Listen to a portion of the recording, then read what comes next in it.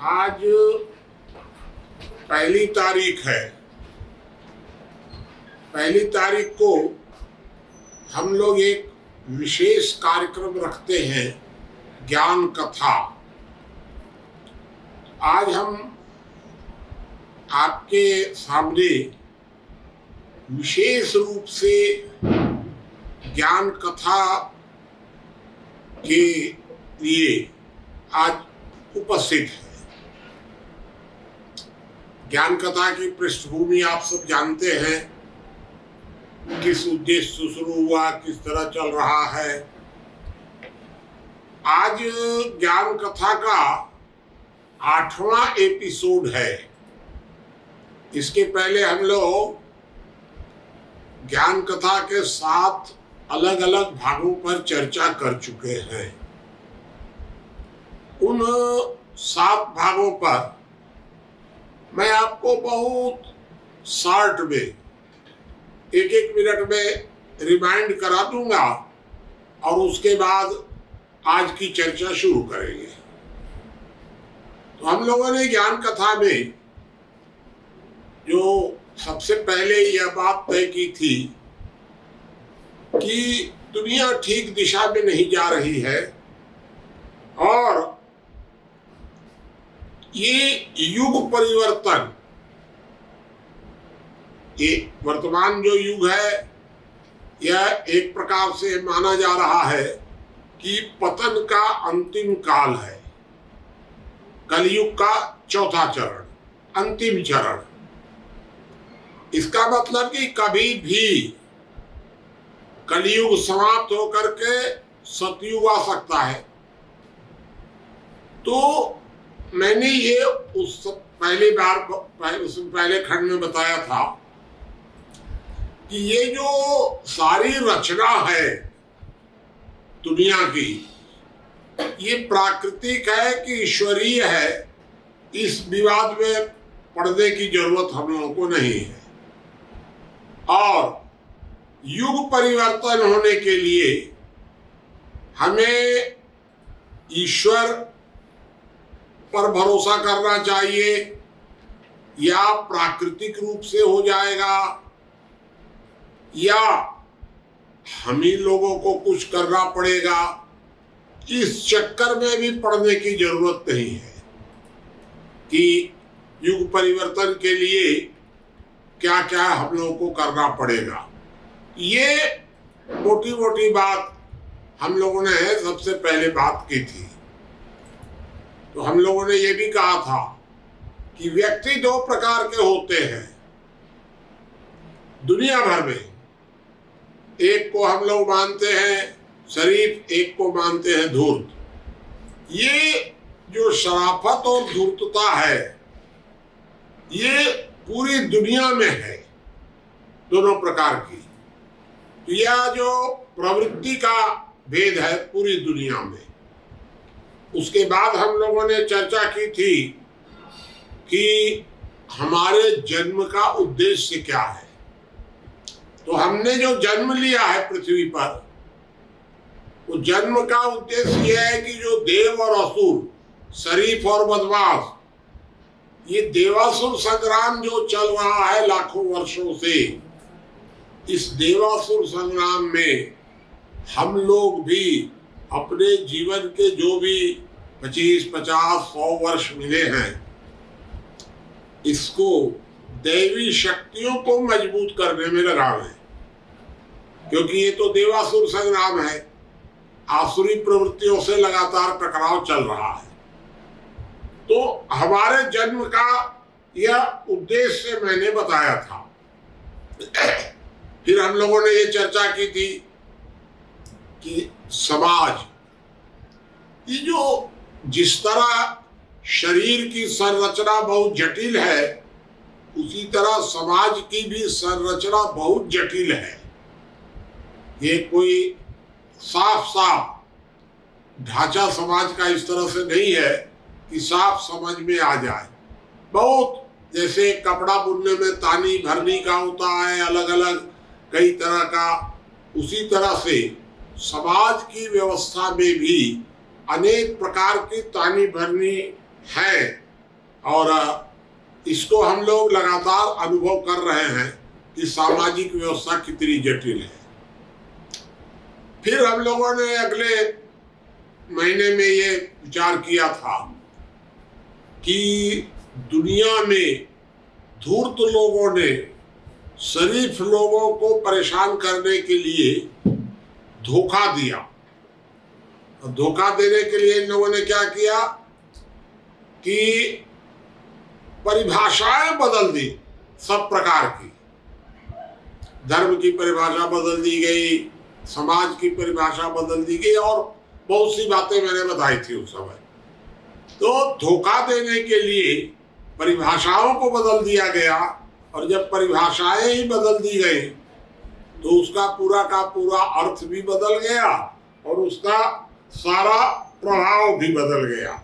ये मैंने आपको बताया था।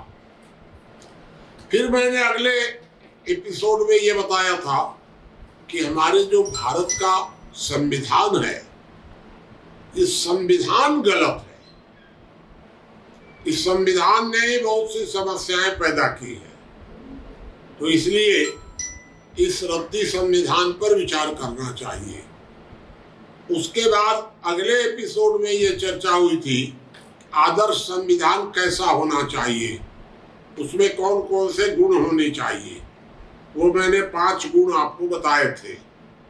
लोक स्वराज, अपराध नियंत्रण की गारंटी, आर्थिक असमानता में कमी, श्रम शोषण मुक्ति और 5वां था कॉमन सिविल कोड। ये मैंने आपको 5 आधार बताए थे आदर्श संविधान के। पिछले महीने में मैंने आपको परिवार व्यवस्था में क्या बदलाव होना चाहिए इस विषय पर विस्तार से बताया था कि आदर्श परिवार क्या होना चाहिए और क्या उसमें किस तरह का बदलाव होना चाहिए। आज हम लोग उसके आगे की कड़ी पर चर्चा कर रहे हैं और वो आज की चर्चा इस बात पर केंद्रित है कि सारी दुनिया में जितने भी मनुष्य हैं, ये करीब करीब 750 करोड़ माने जाते हैं। तो जो 750 करोड़ लोग हैं सारी दुनिया में, चाहे वो भारत में हो, पश्चिम में हो और कहीं भी हो, इन सबके अंदर लगातार स्वार्थ बढ़ रहा है और आक्रोश भी बढ़ रहा है लगातार। मतलब प्रतिदिन स्वार्थ और आक्रोश की मात्रा बढ़ रही है। ये आज का विषय है कि ऐसा क्यों हो रहा है, हम किसमें क्या कर सकते हैं, समाधान क्या है, ये सारा हम आपके सामने आज चर्चा करेंगे आधे पौन घंटे में। और उसके बाद फिर कुछ प्रश्नोत्तर भी हम लोग के होंगे। यह बात एकदम निर्विवाद है कि दुनिया के हर आदमी के अंदर स्वार्थ की भावना बढ़ रही है। ये जो स्वार्थ का जो बढ़ता हुआ भाव है, ये है तो बहुत खतरनाक। दुनिया के प्रत्येक व्यक्ति में स्वार्थ बढ़े, केवल धूर्त लोगों में बढ़ता हो और शरीफों में घटता हो, तब तो ये एक अलग का विषय था। लेकिन स्वार्थ की भावना प्रत्येक व्यक्ति में बढ़ रही है, आक्रोश प्रत्येक व्यक्ति में बढ़ रहा है। ये एक, इसी को हम लोग कहते हैं ग्लोबल वार्मिंग, मानव स्वभाव ताप वृद्धि, इसी को कहते हैं। मनुष्य के स्वभाव में आक्रोश बढ़ रहा है। ये बहुत ही विचित्र स्थिति है कि सारी दुनिया में मनुष्य के स्वभाव में स्वार्थ बढ़ रहा है। जहां तक आक्रोश की बात है, हिंसा की बात है, उसमें भी स्वार्थ का योगदान है। आक्रोश का योगदान स्वार्थ में नहीं है। आक्रोश के कारण स्वार्थ नहीं बढ़ता है, लेकिन स्वार्थ के कारण हिंसा और आक्रोश बढ़ता है। ये दूसरी मैंने आपको बात साफ कर दी। चलिए हम लोग पहले ये विचार करें कि स्वार्थ अगर बढ़ रहा है मानव स्वभाव में, तो इसके दुष्परिणाम क्या हो रहे हैं। देखिए, आखिर तो जो भी व्यवस्था चल रही है, चाहे वो व्यवस्था परिवार चलता हो, गांव चल रहा है, देश चल रहा है, विश्व चल रहा है,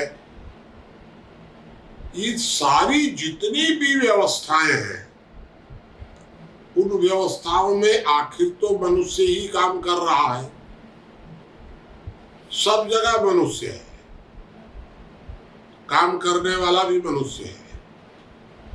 जब प्रत्येक व्यक्ति में स्वार्थ बढ़ेगा, तो ये तो एकदम, इसको बट नेचुरल कहिए, स्वाभाविक कहिए कि स्वार्थ बढ़ेगा तो उसके दुष्परिणाम भी होंगे। देखते चलिए आप सारी दुनिया का हाल। अभी परिवार आपस में टूट रहे हैं। पहले तो केवल बड़े बड़े परिवार में चाचा वगैरह जो होते थे, इन्हीं के बीच में कुछ विवाद होते थे। अब तो भाई भाई में टकराव हो रहा है, बाप बेटे में टकराव हो रहा है, स्वार्थ के कारण। और टकराव का कोई और कारण नहीं है, स्वार्थ पैदा हो रहा है लोगों के अंदर। घर में बहू आ रही है,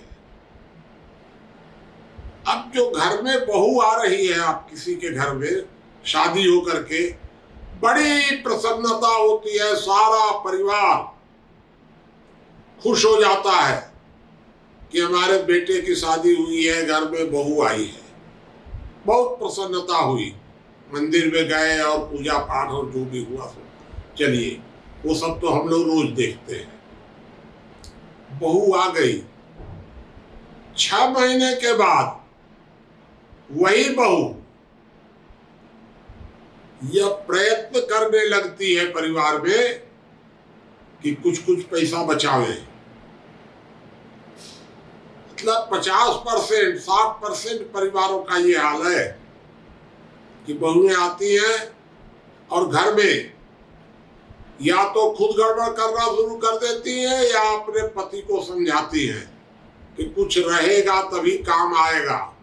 भाई किसका होता है, कभी भी कुछ भी निर्णय हो जाएगा घर में। तो अगर अपनी गांठ कुछ मजबूत रहेगी तभी वो मौके पर काम आएगा। बार बार समझाया जाता है। हम लोग देखते हैं तो वहां से देखिए अब स्वार्थ शुरू हो जाता है। ये तो घर घर का की कहानी है। अगर आपने किसी को थोड़ा सा पावर दे दिया, मुखिया बना दिया घर में, तो मुखिया स्वार्थ के वशीभूत होकर घपला करना शुरू कर देता है, दबाना शुरू कर देता है। आम तौर पर ये देखने को मिल रहा है। आपने किसी को मिनिस्टर चुन दिया, मुख्यमंत्री बना दिया, प्रधानमंत्री बना दिया, 99% जो लोग भी चुन करके जा रहे हैं वो स्वार्थ के वशीभूत होकर के। दुनिया भर में जितने भी राजनेताओं का नाम सुनने को मिल रहा है, सब पर घपला करने के आरोप। ये तो बड़ी विचित्र बात है। इतने बड़े बड़े पदों पर जाने के बाद व्यक्ति स्वार्थ में डूब जा रहा है। धर्मगुरु कितना स्वार्थ में पड़ जा रहे हैं, पैसे का घपला करते हैं और पता नहीं क्या क्या करते हैं, सब करते हैं। ये पैसे वाला जो घपला है ये आम तौर पर सारी दुनिया में लगातार बढ़ रहा है। आप ये देखते चलिए कि आज से जो 50 साल 60 साल पहले की जो पीढ़ी थी हम लोगों के टाइम की, आज जो नई पीढ़ी आ रही है, नई पीढ़ी उस समय की तुलना में अधिक स्वार्थी हो जा रही है, ज्यादा घपले कर रही है। तो मैं जो कह रहा हूं आपको कि स्वार्थ बढ़ते जा रहा है पूरा, वो बिल्कुल सही बात है। क्योंकि लगातार नई पीढ़ी से तो ये उम्मीद की जाती थी कि अब जीवन स्तर अपने आप सुधर रहा है, स्वार्थ में कमी आएगी। लेकिन ये तो नई पीढ़ी तो और ज्यादा स्वार्थी निकलने लग गई। ये सब आप अगर देखेंगे तो जो दुनिया में स्वार्थ बढ़ रहा है उसका दुष्प्रभाव दिख रहा है कि धोखा बढ़ रहा है, जालसाजी बढ़ रही है, लड़ाई झगड़े बढ़ रहे हैं। आम तौर पर ऐसा बताया जाता है कि राजनेताओं को इस बात का प्रशिक्षण दिया जाता है कि तुम्हारे साथ जो सबसे नजदीक हो, सबसे नजदीक, वो चाहे भाई हो, चाहे बाप हो, चाहे दोस्त हो, चाहे कोई भी हो, पार्टी का हो, कोई भी हो, जो सबसे नजदीक है वो तुमको कभी भी धोखा दे सकता है और तुमको उससे सावधान भी रहना है और उसको धोखा देने के लिए भी तैयार रहना है। प्लान बना के रखो कि हम उसको कभी भी धोखा दे सकते हैं। इस प्रकार का वातावरण है। तो मैं आपको ये बता रहा हूं कि स्वार्थ के कारण दुनिया में बहुत सी समस्याएं पैदा हो रही हैं। इतना स्वार्थ इतना खतरनाक है और लगातार बढ़ रहा है, तो आपके मन में ये सवाल उठेगा कि आखिर ये बढ़ क्यों रहा है। भाई आखिर लोग आम तौर पर जब देख रहे हैं कि स्वार्थ के कारण परिवार टूट रहे हैं और समाज टूट रहा है, सारा नुकसान हो रहा है दुनिया में, बढ़ क्यों रहा है, गलती कहां से हो रही है। तो मैं आपको बताता हूं, इस पर मैंने खूब बढ़िया रिसर्च किया है कि स्वार्थ बढ़ने का कारण क्या है। आपको एक पहली बात तो मैं ये बता दूं कि व्यक्ति का जो स्वभाव है उस पर 3 बातों का असर पड़ता है। जन्म पूर्व का संस्कार, हेरिडेटरी, पारिवारिक वातावरण और सामाजिक परिवेश, ये तीनों मिलाकर व्यक्ति का स्वभाव बनाते हैं, संस्कार डालते हैं व्यक्ति पर। अब आप सोचिए,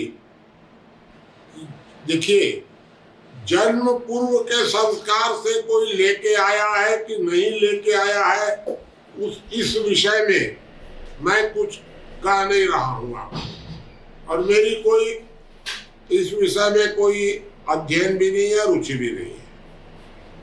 लेकिन गर्भाधान के समय ही जो बच्चे में जो माता पिता के संस्कार स्थापित होते हैं, ये तो विज्ञान सम्मत भी है और मान्यता भी है। इसी को हम लोग कहते हैं जन्म पूर्व के संस्कार। इसका मतलब ये हुआ कि जो बच्चा है, वो बच्चा जब गर्भ में आता है तब उसके अंदर पिता के संस्कार ज्यादा आते हैं माता की तुलना में। अब आप सोच लीजिए कि जब पिता ही स्वार्थी होगा तो गर्भ में लड़के में भी पिता के गुण आएंगे।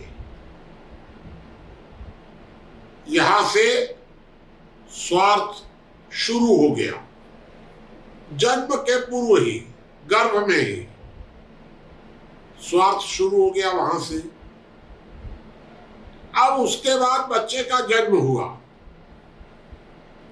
तो जन्म होने के बाद भी जो माता है, माता बच्चे में जो संस्कार डाल रही है, उस संस्कार में भी स्वार्थ की गंध आ रही है। पुराने जमाने में ऐसा नहीं था, लेकिन अभी तो 100-200 साल से तो दिख रहा है कि बच्चे पर परिवार का प्रभाव पड़ रहा है। परिवार में क्योंकि स्वार्थ के कारण टूटन हो रही है, परिवार में दांव पेच हो रहा है, तो जब ये परिवार में दांव पेच शुरू होगा तो बच्चे पर प्रभाव तो पड़ेगा ही, खास करके माता का प्रभाव पड़ेगा। पहले पारिवारिक दांव पेच में महिलाओं का योगदान नहीं होता था, न के बराबर, वो दूर रहती थी महिलाएं इस दांव पेच से। अब तो परिवार छोटे होने लग गए, महिलाओं का भी पूरा पूरा उसमें योगदान रहने लग गया, तो बच्चे पर उसका तो भाई संस्कार तो पड़ेगा ही। तो तीसरी बात जो है, वो जो महत्वपूर्ण बात है, बहुत महत्वपूर्ण, और वो ये है कि बच्चों पर संस्कार भी माता का कहाँ मिल रहा है। पहले तो बच्चे कम से कम 6 वर्ष तक घर में ही रहते थे, तो घर में माँ का संस्कार मिलता था उसको। अब माँ भी नौकरी करने चली जा रही है, मजदूरी करने चली जा रही है, तो उसको संस्कार नौकरानी का मिल रहा है। अब आप सोच लीजिए कि कैसे संस्कार पड़ेंगे उसके अंदर। ये एक और बड़ी समस्या आ गई संस्कार में। फिर एक कारण, इससे भी बड़ा कारण है, और वह कारण यह है कि वर्ण व्यवस्था का। प्राचीन समय में जो हमारी वर्ण व्यवस्था थी, उस वर्ण व्यवस्था में 10% लोग विचार प्रधान होते थे, मार्गदर्शक होते थे, ज्ञान और त्याग का मार्ग बताते थे समाज को। 20% लोग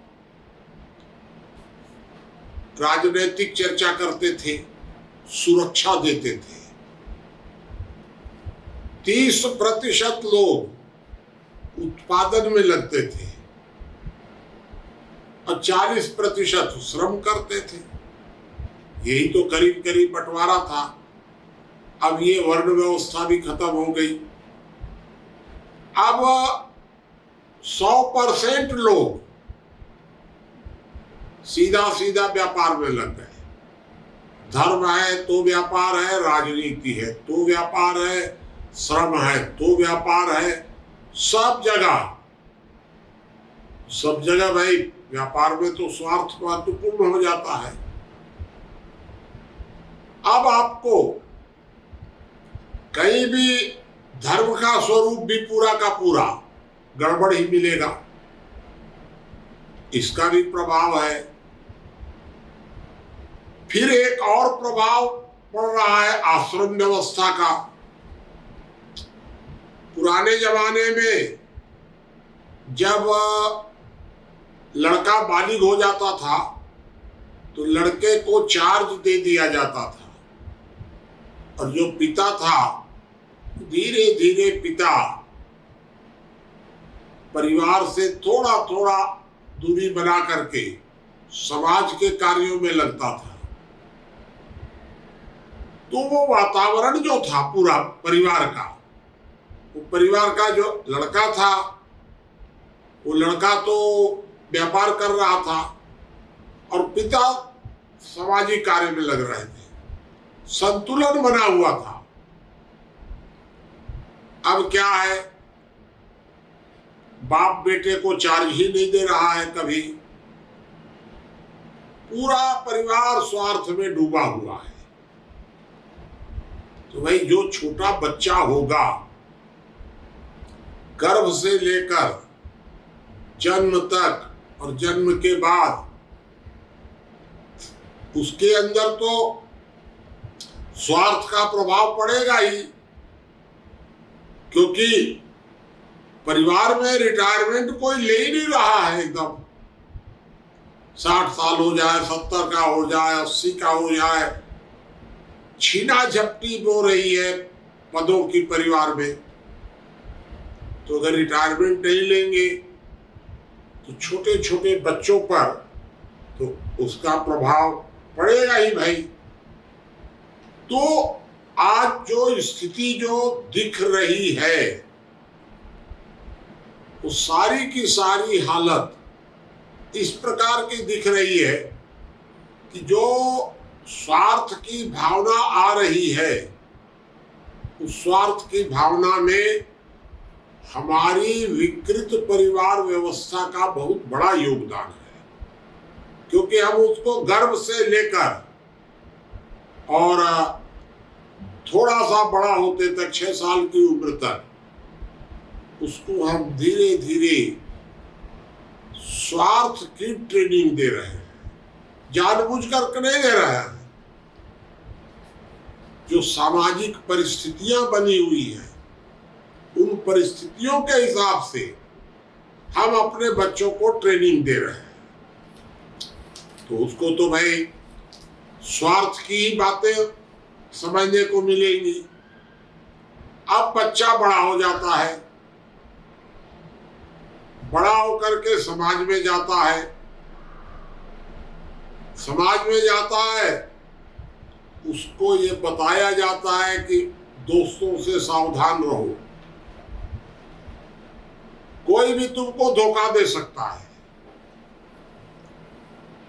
अब वहां सतर्कता के नाम पर भी उसको सावधान किया जाता है, और अगर आपने जरा सी भी गफलत की तो आपको दोस्तों से धोखा मिल जाएगा,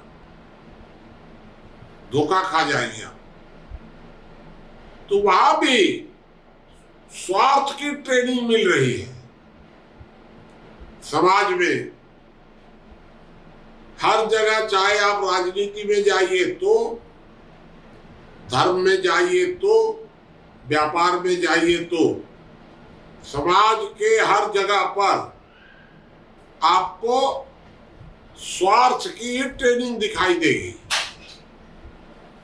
तो उसका तो, उस प्रभाव से आप वंचित तो नहीं रह सकते। ये साफ साफ दिखाई दे रहा है कि स्वार्थ कोई वो ऊपर से लेकर नहीं आ रहा है कि वो पूर्व जन्म का संस्कार है, उसको अभी आता होगा, मैं उस विवाद में नहीं हूं, लेकिन मान लीजिए पूर्व जन्म से लेकर नहीं आया है, इस जन्म में तो गर्भ से लेकर हर जगह उसको स्वार्थ की ट्रेनिंग मिल रही है, और आगे 10 साल 20 साल के बाद वही व्यक्ति अपनी आगे वाली आने वाली पीढ़ी को स्वार्थ की ट्रेनिंग दे रहा है। तो परिवार इस समय स्वार्थ के प्रशिक्षण देने का एक बहुत बड़ा आधार बना हुआ है। तो भाई इसका परिणाम तो जो हो रहा है यह स्वाभाविक परिणाम है, इसमें आपको कोई अस्वाभाविक स्थिति खोजने की जरूरत नहीं है, ये तो हमको साफ साफ दिख रहा है। फिर इसके बाद स्वार्थ के पैदा करने में इन सारी परिस्थितियों के अतिरिक्त एक बहुत बड़ी परिस्थिति है, बहुत बड़ी, जिसने पूरी दुनिया की आबादी के अंदर स्वार्थ का भाव पैदा कर दिया। तो वो बहुत बड़ी परिस्थिति क्या है वो मैं आपको बताता हूं। जब हमारी भारतीय संस्कृति कमजोर पड़ी, हम दुनिया को विचारों का निर्यात बंद कर दिए, आयात करने लग गए सब कुछ, हम आंख बंद कर हर मामले में पश्चिम की नकल करने लग गए, आंख बंद करके। तब पश्चिम ने हमको क्या दिया? संस्कृति के रूप में व्यक्तिगत संपत्ति का अधिकार दे दिया। पुराने जमाने में व्यक्तिगत संपत्ति कुछ नहीं होती थी, सारी संपत्ति पारिवारिक होती थी। अब वो पारिवारिक संपत्ति को हम जब स्वतंत्र हुए तो स्वतंत्र होने के बाद संपत्ति को व्यक्तिगत कर दिया गया। ये पश्चिम से बात आई है, और जब से संपत्ति व्यक्तिगत हो गई, सारा स्वार्थ भी व्यक्तिगत हो गया।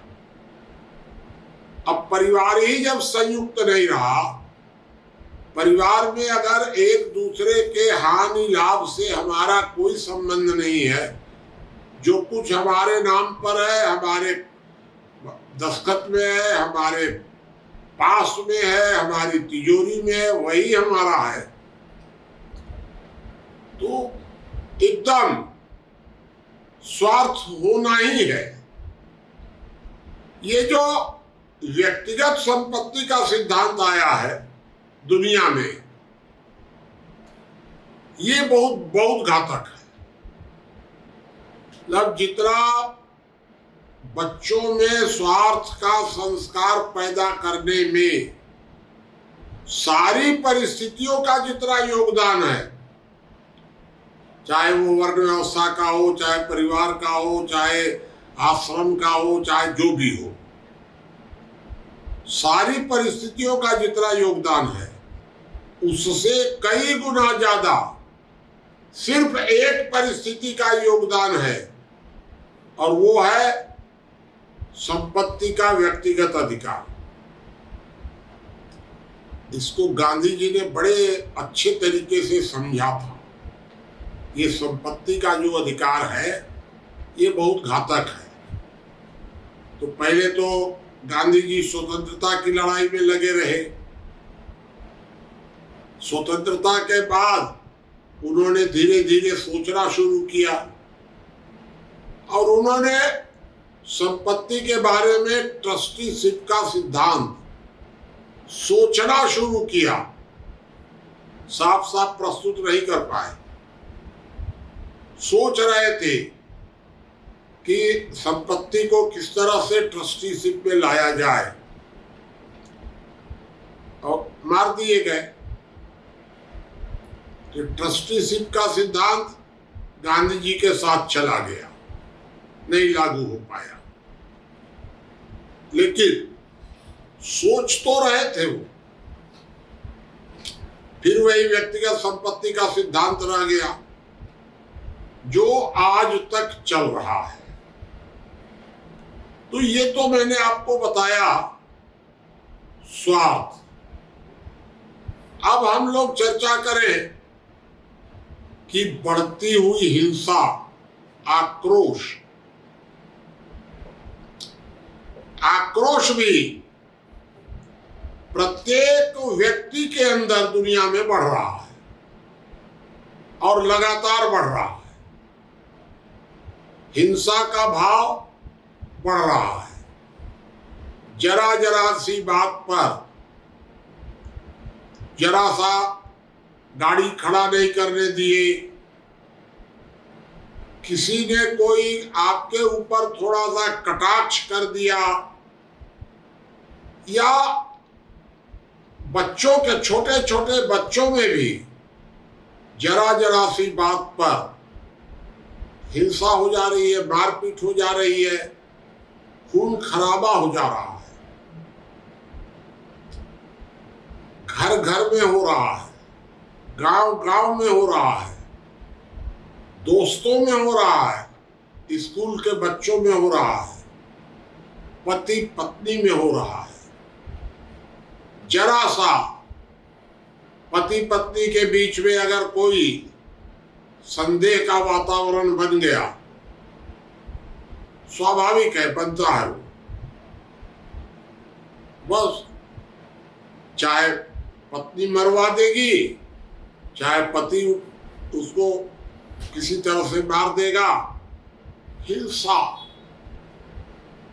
पहले ये बहुत कम सुनने को मिलता था। पहले सुनने को मिलता था कि शराब पी करके कर लिए। अब तो बकायदा रोज आप अखबार देखते जाइए, हर जगह आपको हिंसा मिलेगी। ये तो घर घर की बात है।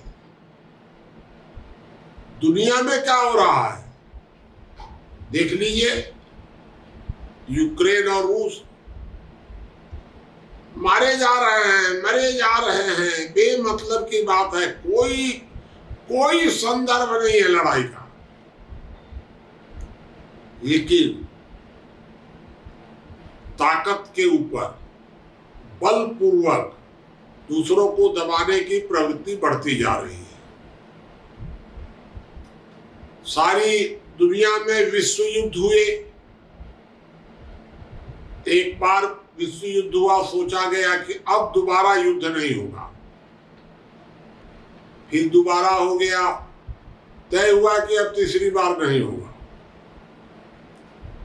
कब तीसरी बार हो जाएगा कोई पता नहीं है, कभी भी सुनने को मिल सकता है।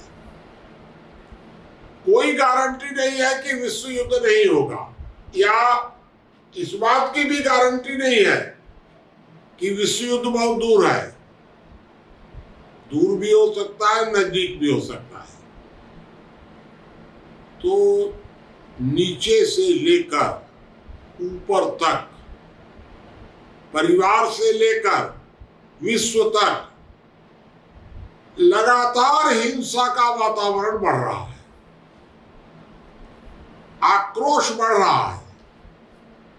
इसको हम लोग कहते हैं ग्लोबल वार्मिंग, मानव स्वभाव ताप वृद्धि। मनुष्य के स्वभाव में लगातार आक्रोश बढ़ रहा है। तो दुनिया किस बात की चिंता कर रही है? नाप रही है कि हवा में कितना प्रदूषण, पानी में कितना प्रदूषण ऐसे आएगा और ऐसे प्रकृति में हो जाएगा। तो अब हवा पानी के प्रदूषण की बहुत चिंता कर रहे हैं। ताप, पृथ्वी का ताप बढ़ रहा है, 100 साल में ऐसे बढ़ जाएगा, 200 साल में ऐसे बढ़ जाएगा। अरे भाई, ये जो वायु प्रदूषण और जल प्रदूषण है, इन सब की तुलना में मानव स्वभाव का प्रदूषण, स्वार्थ और हिंसा जो प्रदूषित कर रही है मनुष्य के स्वभाव को, ये ज्यादा खतरनाक है। दुनिया भर में विश्व युद्ध पानी के लिए नहीं होगा, दुनिया भर में विश्व युद्ध हवा के लिए भी नहीं होगा, गर्मी के कारण भी नहीं होगा। उसके लिए तो वैज्ञानिक लोग बैठ करके रास्ता निकाल लेंगे। अगर विश्व युद्ध होगा तो बढ़ता हुआ स्वार्थ विश्व युद्ध कराएगा, आक्रोश विश्व युद्ध करा देगा। मैंने तो एक कहावत सुनी है, वो कहावत है, एक कंबल में 4 साधु 5 साधु बड़े आराम से प्रेम पूर्वक रात गुजार सकते हैं, बड़ी अच्छी नींद आ जाएगी। एक सिर्फ एक कंबल में।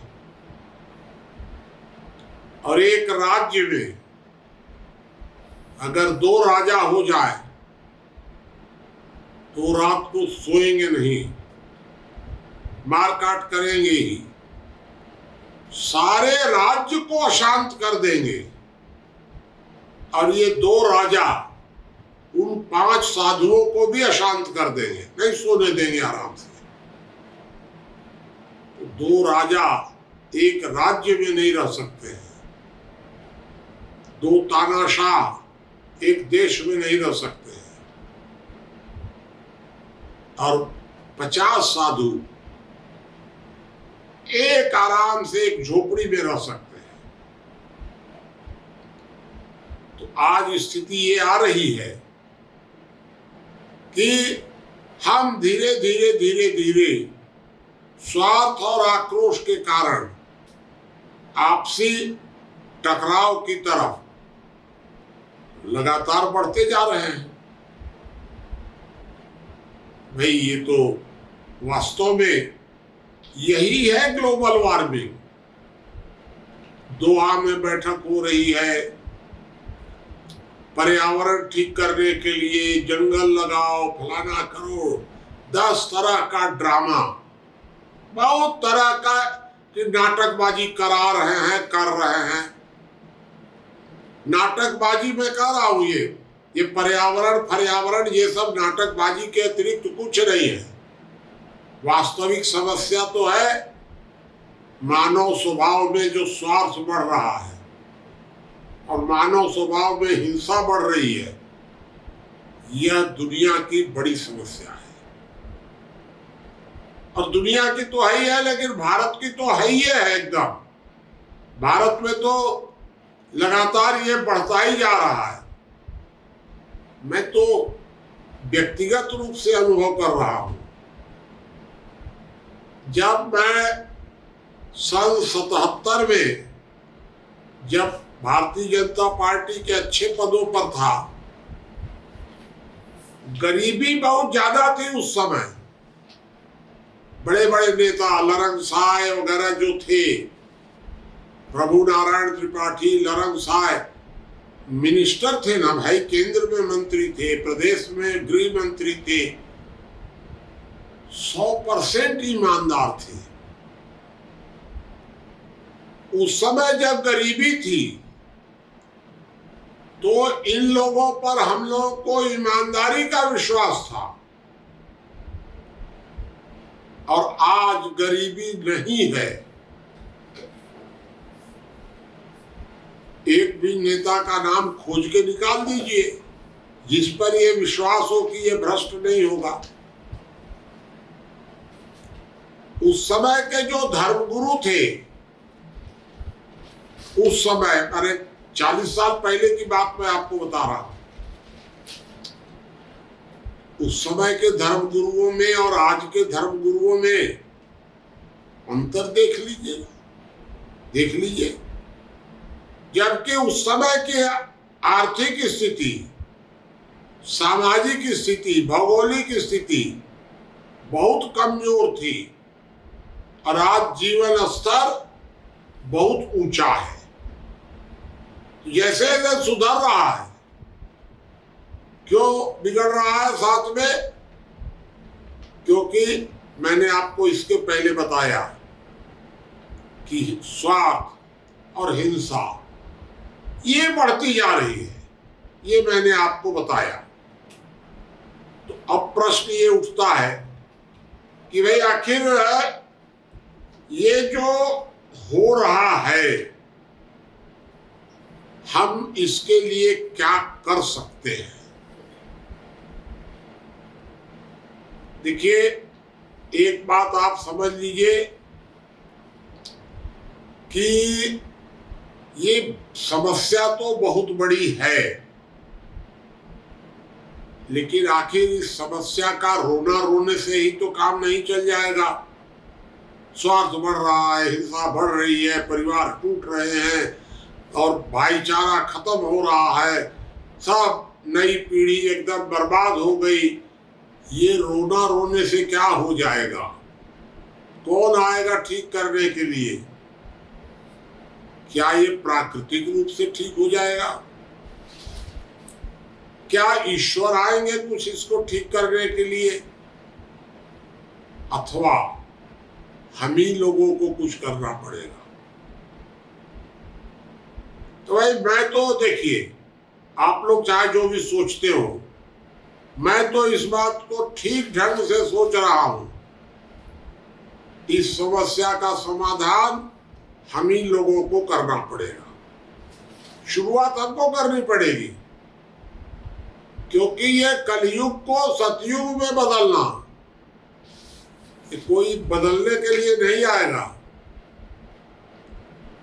लोग कहते हैं कि कुछ नहीं होगा, जब ईश्वर चाहेंगे तभी होगा। अरे भाई, मान लो एक बात कि ईश्वर जब चाहे हैं तभी ना मैं आपको समझा रहा हूं। अगर ईश्वर नहीं चाहते तो मैं आपको तो समझाता ही नहीं। और फिर ईश्वर जो कर रहा है वही ना मैं बोल रहा हूं। जब सारा काम ईश्वर ही कर रहे हैं, मनुष्य कुछ कर ही नहीं रहा है, तो मैं जो बोल रहा हूं ईश्वर के कहने से बोल रहा हूं। मान लीजिए, यही बात मान लीजिए। समाधान तो करना पड़ेगा, सोचना पड़ेगा इसका समाधान क्या हो सकता है। मैंने आपको सबसे पहले एक बात बताई है कि सारी समस्याओं की जड़ देखिए, जो हिंसा बढ़ रही है, हिंसा बढ़ने में भी स्वार्थ का योगदान ज्यादा है। हिंसा बढ़ने में भी, और जो स्वार्थ दिख रहा है दुनिया में, हम भारत की बात करें तो भारत में जो स्वार्थ बढ़ रहा है उसका कारण है हमारी आंख बंद करके पूंजीवादी व्यवस्था का जो हम समर्थन कर रहे हैं। अर्थात व्यक्तिगत संपत्ति, जब तक संपत्ति व्यक्तिगत रहेगी तब तक स्वार्थ बढ़ेगा ही। तब तक संपत्ति के लिए व्यक्तिगत कंपटीशन होगा परिवार में। अगर परिवार में ही आपस में कंपटीशन होने लग जाएगा, एकता नहीं रहेगी परिवार में, प्रॉपर्टी के लिए, संपत्ति के लिए दांव पेच होने लग जाएगा, तब तो भाई जब परिवार ही इस तरह से विकृत हो जाएगा तो आगे क्या होगा। तो सारी समस्याओं की जो जड़ है वो जड़ है व्यक्तिगत संपत्ति का अधिकार।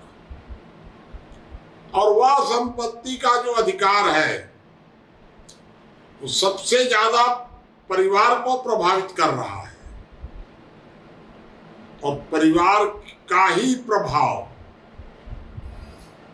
बच्चे पर गर्भ से पड़ रहा है, गर्भ से। तो जब व्यक्तिगत संपत्ति का अगर कंसेप्ट यदि इसको बदल दिया जाए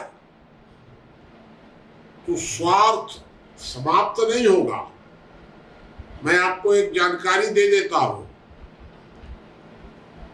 कि प्राकृतिक रूप से जो व्यक्तिगत प्रवृत्ति है देवासुर संग्राम की, 2% आबादी में आसुरी प्रवृत्तियां प्राकृतिक रूप से होती है, 2% में केवल, 98% में नहीं होती है प्राकृतिक रूप से। तो 2% को तो हम स्वाभाविक मान लेंगे, वो तो माने दंड से भय से ही मानेंगे, लेकिन बाकी जो 98% हैं, इनके अंदर अगर स्वार्थ बढ़ रहा है, वो स्वार्थ बढ़ रहा है व्यक्तिगत संपत्ति की व्यवस्था के कारण। तो व्यक्तिगत संपत्ति की जो व्यवस्था है, इस व्यवस्था को हमको बदलना पड़ेगा, तभी हम स्वार्थ और उद्दंडता से मुक्ति पा सकेंगे।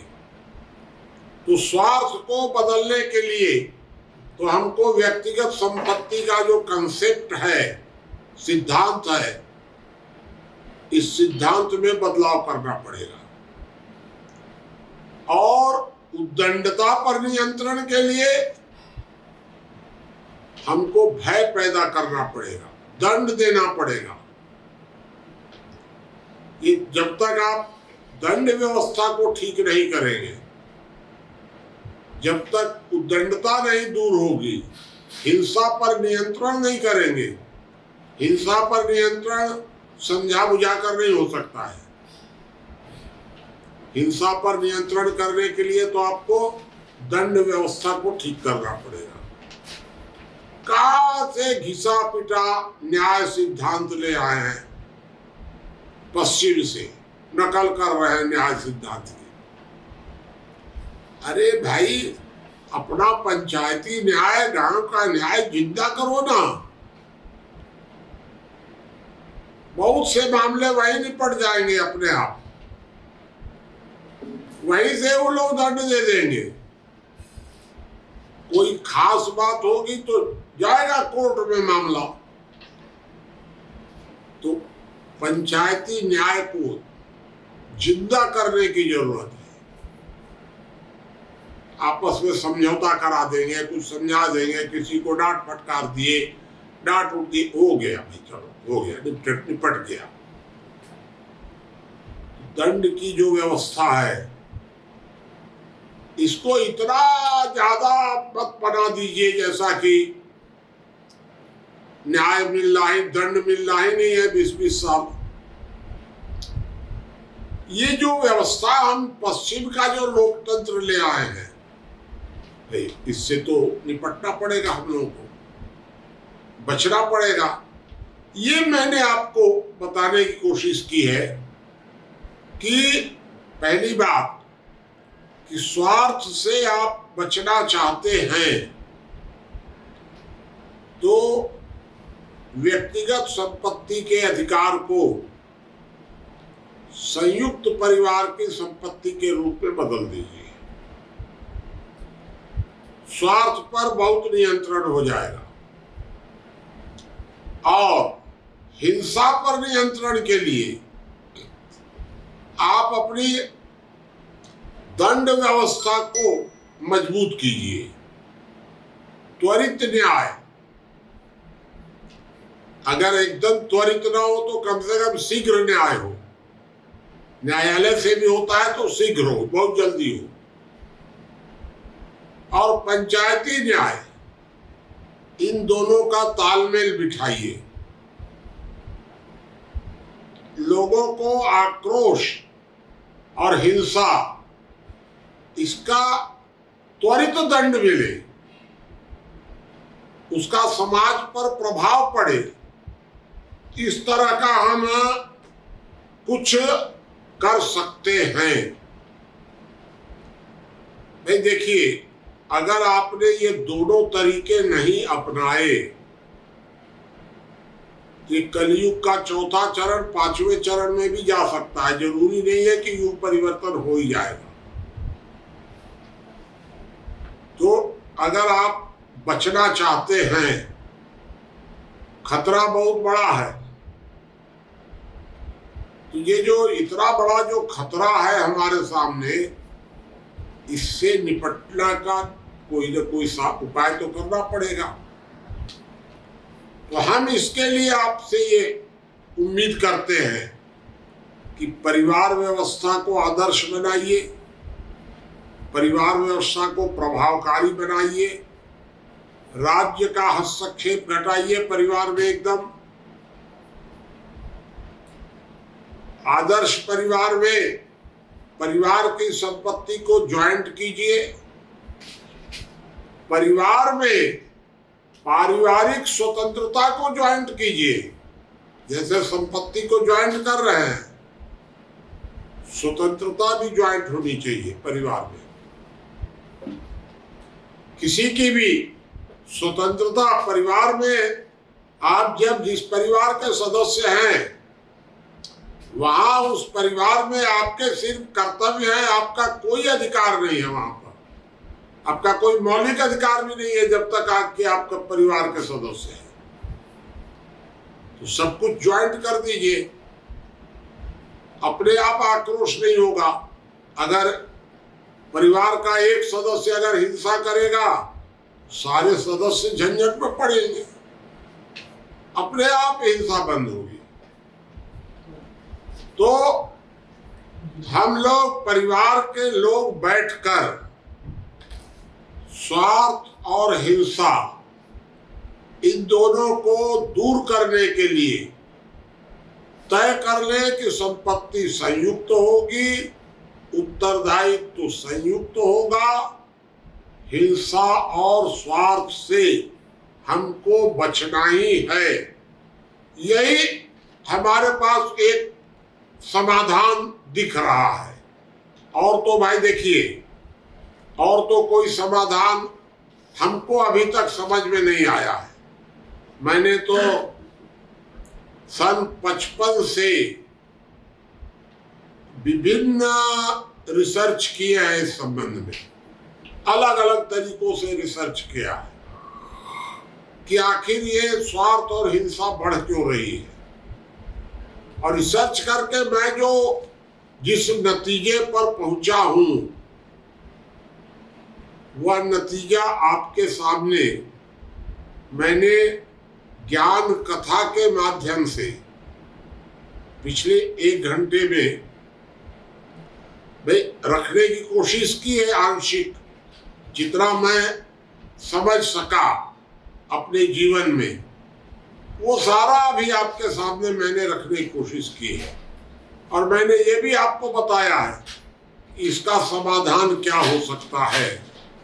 अंत में आज की चर्चा को मैं यही कह करके आपके सामने समाप्त करूंगा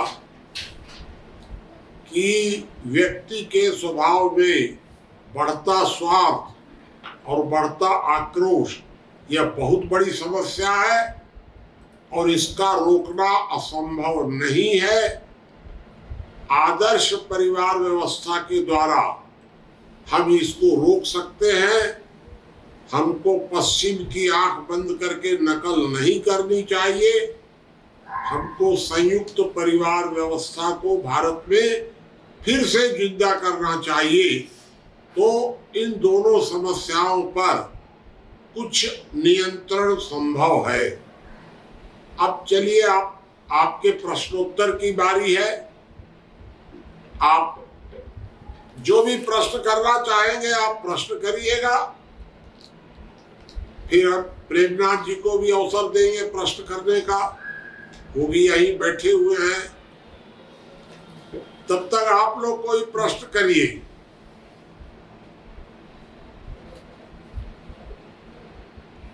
या आप पहले करना चाहे तो आप कर लीजिए, कोई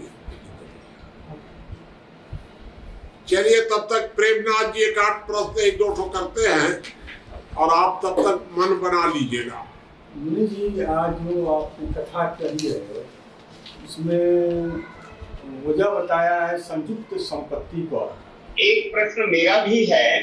हाँ बताइए। अच्छा आप बताइए। जी जी मुनि जी नमस्कार। हाँ रामवीर जी नमस्कार, बताइए।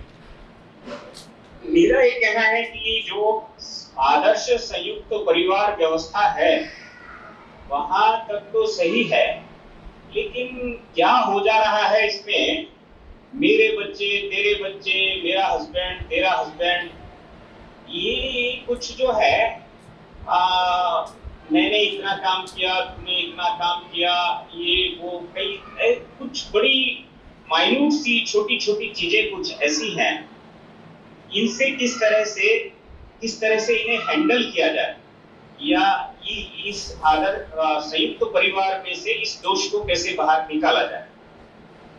देखिए, संयुक्त परिवार का मतलब ये है, उसकी परिभाषा उसका ये है कि परिवार ज्वाइंट होगा, परिवार में सब कुछ ज्वाइंट होगा, बच्चे ज्वाइंट होंगे, महिलाएं सब ज्वाइंट होंगी, सबके अधिकार ज्वाइंट होंगे, व्यक्तिगत अधिकार किसी का नहीं होगा। तो अगर परिवार में जो बच्चे हैं उन बच्चों पर माता पिता का कोई अलग से अधिकार नहीं होगा। तो मेरा बच्चा, मेरी पत्नी, मेरी बहू, कुछ नहीं, जो बहू पत्नी बच्चे सब पूरे परिवार के ज्वाइंट होंगे। तो आप जो कह रहे हैं वो समस्या अपने आप खत्म हो जाएगी। जब संपत्ति से लेकर और परिवार तक ज्वाइंट होगा तो बताइए, अब आप सोचिए कि इसमें क्या समस्या आएगी उसके बाद। मेरा ये कहना है कि ज्वाइंट से मतलब कई बार लोगों को क्या पति पत्नी तो पति पत्नी ही रहेंगे ना, वो तो और बच्चों की भी पहचान तो रहेगी, और उसकी वजह से जो एक नैसर्गिक लगाव है वो भी सब रहता है। चलिए हम उसका कर्ता के खाते में डाल देते हैं कि ये सब इसके पोते हैं, लेकिन आप हमको एक बात बताइए, तो खत्म नहीं कर सके। आप एक बात बताइए कि पति पत्नी के व्यक्तिगत संबंध जो हैं उसमें परिवार अगर रोक लगाता है किसी तरह की, तो आप ये उम्मीद क्यों कर रहे हैं कि परिवार गलत करेगा? जब परिवार में, मान लीजिए हमारे परिवार में 10 लोग हैं और एक पति पत्नी भी हैं, दोनों, 8 लोग ऐसा क्यों करेंगे कि ये पति पत्नी के संबंधों में टकराव पैदा हो? और अगर ऐसा करते हैं, मान लीजिए पति पत्नी के बीच में कोई समस्या पैदा करते हैं व्यक्तिगत संबंधों में, तो वो दोनों अलग हो सकते हैं। लेकिन अगर परिवार में रहना है तो ज्वाइंट सहमति से ही निर्णय होंगे सबके बीच में।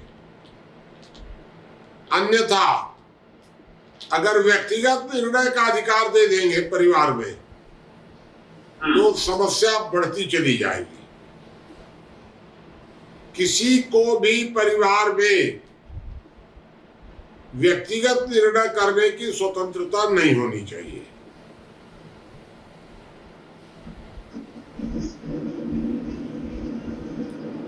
चलिए और बताइए कोई प्रश्न। हाँ मुनि जी मेरा है। आप थोड़ा सा रुकिए, तब तक प्रेमनाथ जी पूछ रहे हैं। ठीक है जी। मुनि जी आपने स्वार्थ और आक्रोश का कारण निजी संपत्ति बताया। अगर संयुक्त परिवार है तो आदमी का तो स्वभाव निजी संपत्ति का होता है, निजी स्वार्थी होता ही है। तो उसका जो स्वार्थ वहाँ भी तो निहित रहेगा, वो अपने लिए या पूरा परिवार ही मिलकर के स्वार्थी हो जाए, तब बेईमान हो जाए, दूसरे का लूटना पटना कर दे तब। नहीं, देखिए पूरा परिवार की संपत्ति ज्वाइंट होगी। अब पूरा परिवार मिलकर दूसरे परिवार के साथ गड़बड़ करेगा तो फिर कानून या समाज दंड देगा उसमें।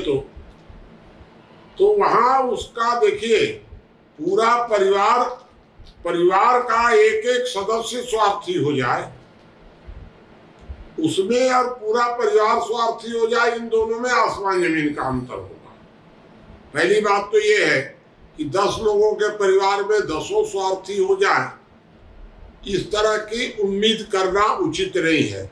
बहुत कम परिवारों में ऐसा होगा कि सारे के सारे लोग स्वार्थी हो जाएंगे, और अगर कुछ परिवारों में होगा भी तो समाज उसके लिए दंड देगा। और फिर तीसरी बात यह है कि आप अगर इससे और कोई अच्छा समाधान बता सकते हैं तो विचार करके बताइए। नहीं, मैंने तो अपना सिर्फ समाधान यही सोचा कि परिवार की संपत्ति अगर ज्वाइंट हो जाए तो स्वार्थ और हिंसा पर, आक्रोश पर नियंत्रण संभव है। ये मैंने अभी तक समझा है। मुनि जी, संपत्ति का कंसेप्ट ही खत्म कर दिया जाए। जो भी संपत्ति होगी वो राज्य की होगी और राज्य सबकी व्यवस्था करेगी। करिएगा तो सारी संपत्ति राज्य को देने का जो कंसेप्ट आया, ये तो प्रयोग हुआ है पहले, और प्रयोग असफल हुआ, क्योंकि सारी संपत्ति का जब कंसेप्ट राज्य को दिया गया तो प्रतिस्पर्धा रुकी, उत्पादन रुका। तो प्रतिस्पर्धा भी रुकनी नहीं चाहिए। फिर तीसरी बात कि संपत्ति तो व्यक्ति का मौलिक अधिकार है, तो आप किसी के मौलिक अधिकार को छीन भी नहीं सकते हैं। हम परिवार में किसी के मौलिक अधिकार छीन नहीं रहे हैं। इसका मतलब हम किसी की संपत्ति से शून्य नहीं कर रहे हैं, उसको ज्वाइंट प्रॉपर्टी कर रहे हैं। इन दोनों में अंतर समझ लीजिएगा भाई। जो प्रेमनाथ जी कह रहे हैं राज्य को देने का, उसमें व्यक्ति के पास संपत्ति कुछ नहीं है, सारी संपत्ति राज्य की हो जाएगी।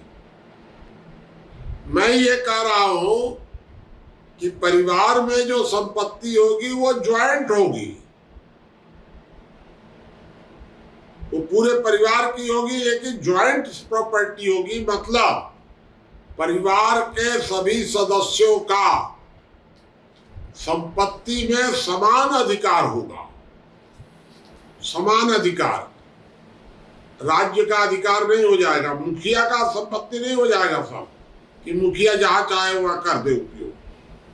पूरे परिवार का की संपत्ति ज्वाइंट होगी। ये दोनों के बीच में अंतर है। चलिए, और कोई प्रश्न बताइए।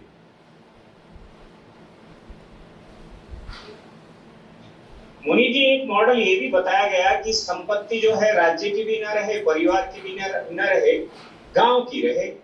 ये बीच का रास्ता और कुछ जगह पर ये है भी भारत में, मैं जो जानता हूँ, और शायद सक्सेस भी है। आप इस पर क्या नजरिया? देखिए, आदर्श को आप जितना अव्यावहारिक बनाते जाएंगे, वह आदर्श उतना ज्यादा दूर होता चला जाएगा। अभी परिवार का बनाने में तो इतनी दिक्कत आ रही है, एक बार परिवार का बन जाएगा तो फिर सब मिलके परिवार गांव का बना देंगे। तो गांव का बनाने के लिए पहले परिवार तक तो हम लोग ले आए। गांव में आप गांव की संपत्ति अगर बनाएंगे तो कैसे व्यावहारिक होगा, ये सोचिए। गांव में 2000 आदमी हैं, तो उसमें से अगर एक आदमी अलग होना चाहेगा तो परिवार में से तो अलग होगा, तो 10 आदमी में से 10वां हिस्सा उसको मिल जाएगा, और गांव में से फिर 2000वां हिस्सा उसको मिलेगा। ये थोड़ा सा नहीं प्रैक्टिकल दिख रहा है अभी। फिर भी परिवार तक हम लोग करके देखें, और जरूरत पड़ेगी तो गांव का बाद में कर लेंगे। हम उसको रिजेक्ट नहीं कर रहे हैं गांव का।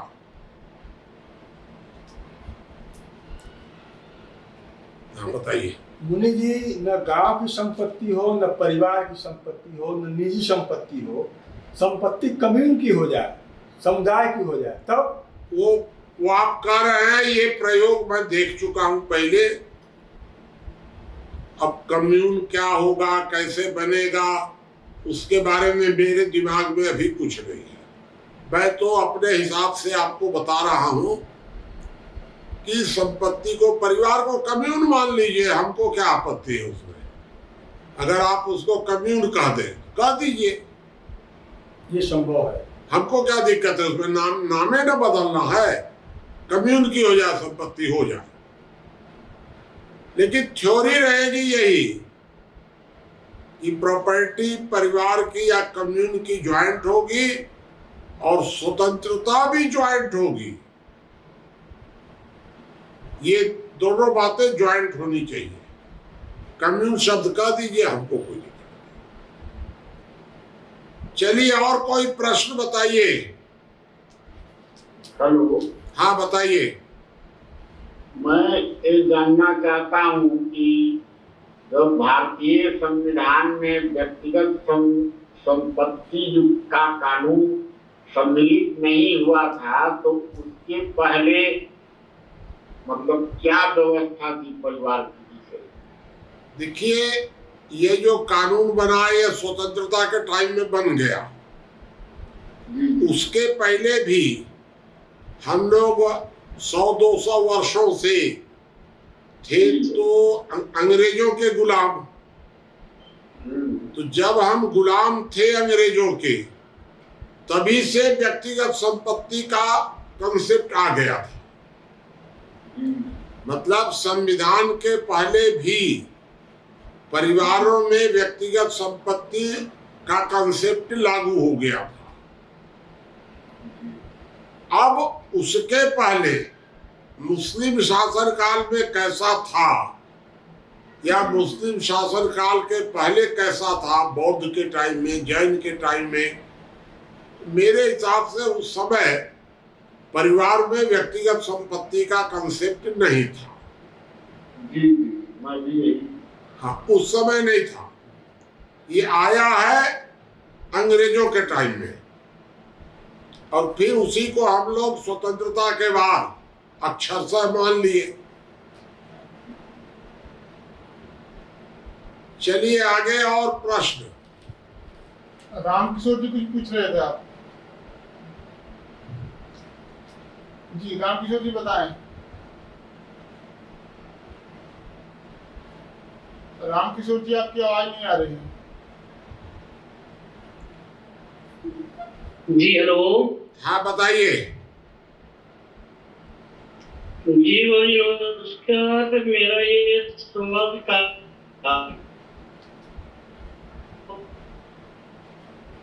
क्या साफ नहीं है। नहीं आया, आपकी आवाज नहीं आ रही है। तब तक तो और परिवार को सभी बच्चे तक सीमित है, उसको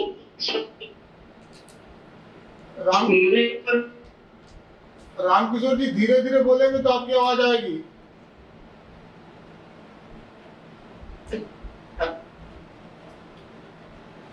चलिए, और किसी का कोई प्रश्न हो तो बता दीजिए।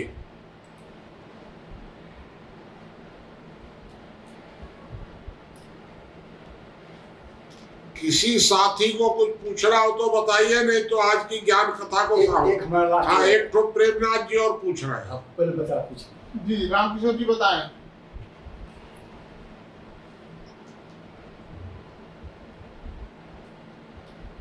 अच्छा, हम पूछ रहे।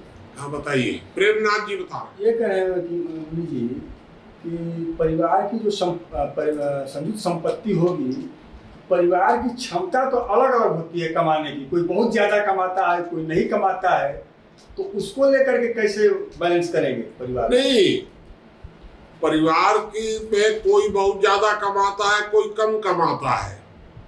अगर आप सोचते हैं कि भाई हम ज्यादा कमा रहे हैं, वो नहीं कमा रहा है, तो अलग कर दीजिए उसको, आगे से अलग कर दीजिए। लेकिन जब तक आप अलग नहीं करते हैं, तब तक तो ज्वाइंट रहेगा। आपको अलग करने की स्वतंत्रता है, या वो अलग नहीं हो रहा है तो आप ही अलग हो जाइए लेकर के। तो आप अलग होने की या अलग करने की आपको छूट है।